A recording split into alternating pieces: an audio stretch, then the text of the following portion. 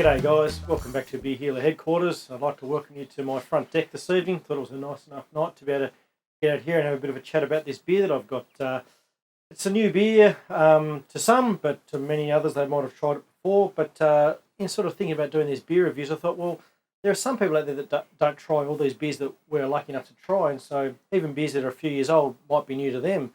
I was sort of thinking about Sierra Nevada Pale Ale, fantastic beer and one of my favourites.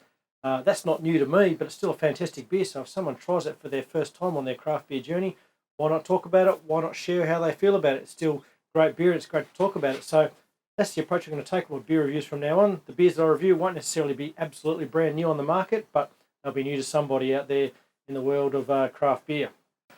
So tonight I've got for you a beer from Dieman Brewing. You may not have heard of them. They're a small craft brewery in the north of Tasmania, run by a husband and wife team by the name of Will and Kaylee Tatchell, and their three kids, or the junior brewers, as Will likes to refer to them. So Will, he's head brewer, does admin, cleaning, deliveries, quality control, planting and harvesting of his ingredients. You can see him on the screen right now. And look, to cut a long story short, many years ago, Will went over to England. He had lined up a job with Guinness. It fell through, and as he was travelling through other parts, he heard of the news that he didn't get that job at Guinness, so he applied to many other breweries, and in the end he got a job with another brewery, and as they say, the rest is history. He learned his craft over there, and he brought all of that knowledge back here to Tasmania, and decided to set up his own brewery in Evandale. So, you know, a fantastic little setup he's got up there. He's a great fella who's very passionate about what he does, and he's very giving to the craft beer industry and to others within it, and he's, you know, with his time. He's hosted me on a couple of occasions for a few brews and a bit of a tasting, that sort of thing. So, you know, fantastic fella in my opinion. You know, his brewery that he's got up there in Evandale is just a magnificent sight. You can see the picture on the screen right now. Check out that view; it is fantastic. So today's beer is the Bluff Oatmeal Stout from Dieman Brewing, and I believe that the Dieman beers are probably the best range of craft beers in Tasmania right now. I think Will does a fantastic job producing his beers. Check out how this one is pouring with lots of its dark malts, not roasty sort of head there. Really nice colour in that one.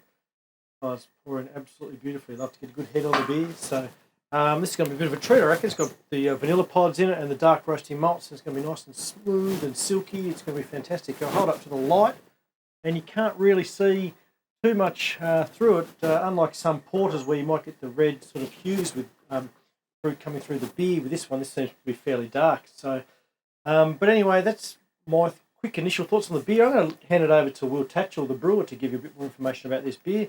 I reached out to him this week and said, "Hey mate, do you reckon you might be able to help me out with one of these videos? I'm pretty new to it." And he was more than happy to provide some time to produce this little video for you. So take it away, Will.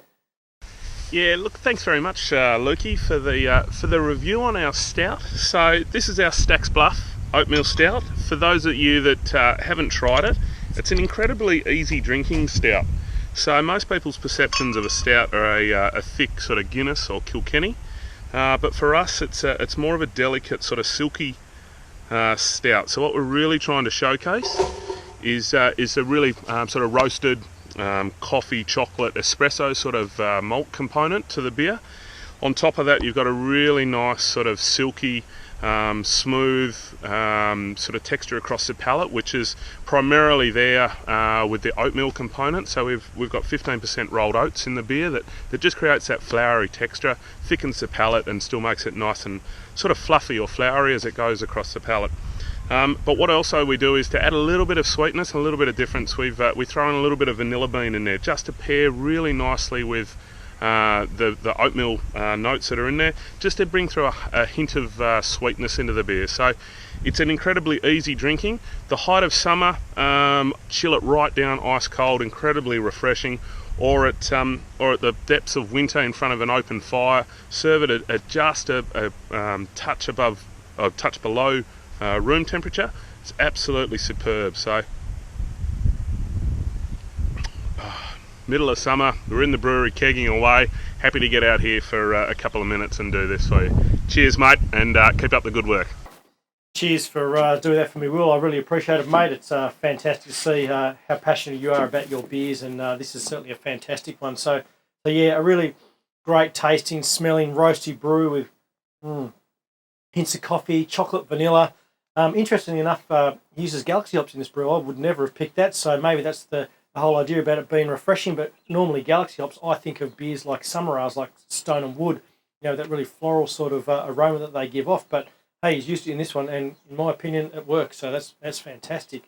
Now this, I normally like to talk a bit about a food match with these beers that I sample and talk about with you guys.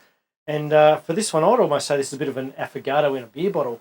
I could maybe imagine having this with a bit of ice cream, as you would a normal affogato, or maybe pair it with some dark chocolate cake or something like that to bring out those roasty and chocolatey flavours, or even maybe go Game of Thrones style on this and just get a nice big chunk of lamb, a big lamb shank, and you got your beer in one hand and your lamb shank in the other. That might really work as well. So anyway, as usual, the beer and food match is up to you guys to see what you like to have with your beers, but that's my opinion.